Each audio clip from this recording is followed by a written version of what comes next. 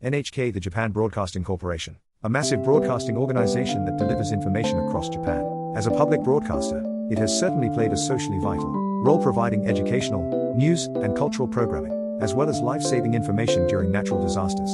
However, behind this respectable image, many Japanese citizens may be wondering, why am I being forced to pay for programs I don't even watch? Why is simply owning a TV enough to create a legal obligation to contract with NHK? Why are NHK employees paid so excessively? Why do collection agents pressure us with what feels like threats? Today, we uncover the hidden reality of NHK's true nature. NHK traces its roots back to the Tokyo Broadcasting Station, which launched Japan's first radio broadcast in 1925. Modeled after the UK's BBC, it was founded as a third type of broadcaster, neither state-run nor privately owned. In 1950, Japan's broadcast law formally established NHK as a non-profit public broadcaster. Rather than relying on commercial advertisements, NHK is funded through reception fees collected from viewers. Today, NHK has grown into a vast media organization that includes television, radio, and online streaming. It is now often described as an elite bureaucratic media entity, with many employees earning annual salaries exceeding 10 million yen. The compensation of NHK employees can only be described as excessive. The average annual salary exceeds 11 million yen, with managerial positions often surpassing 15 million yen. That's about twice the salary of an average Japanese office worker. Meanwhile, contract workers and subcontracted production staff often suffer under poor working conditions and low pay. NHK's annual budget is around 700 billion yen, most of which comes from reception fees. And it's not a tax, it's a contract-based charge. This means citizens are legally bound to pay regardless of their own will. To make matters worse, NHK spent an enormous 170 billion yen on the reconstruction of its headquarters, sparking criticism for being out of touch with the private sector and going too far with public funds. When you hear reception fee, what comes to mind? For most people, I don't watch, so I won't pay seems reasonable. But that logic doesn't apply to NHK.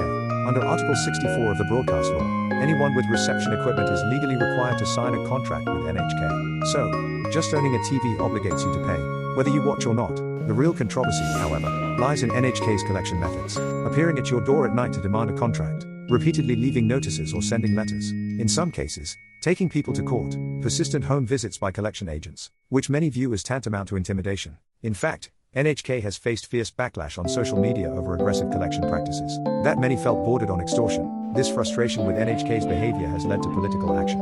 In 2013, a political group was founded by a former NHK employee, the Party to Protect the People from NHK. Their slogan: "We don't need NHK anymore. Make it a scrambled broadcast. Let people choose to pay only if they want to." This message resonated with a portion of the electorate, leading to members being elected to local councils and even the national parliament. Today, the idea of dismantling NHK is no longer seen as radical, but rather as a realistic option. The media landscape of the 2020s has undergone a dramatic transformation. YouTube, Netflix, and X formerly Twitter now consume content whenever we want, on whatever device we prefer. In this era, NHK's model of collecting a uniform reception fee from every household seems hopelessly outdated. NHK has made some attempts at reform, lowering reception fees, cutting operational costs, launching the streaming platform NHK+. Still, the fundamental issues remain unresolved. Forced collection, even for those who don't watch, excessive salaries and budgets, a corporate culture disconnected from the public. Unless these core problems are addressed, public trust in NHK will never be restored. NHK was once a trusted source of information that contributed greatly to Japanese society. But today, its very raison d'etre is being questioned.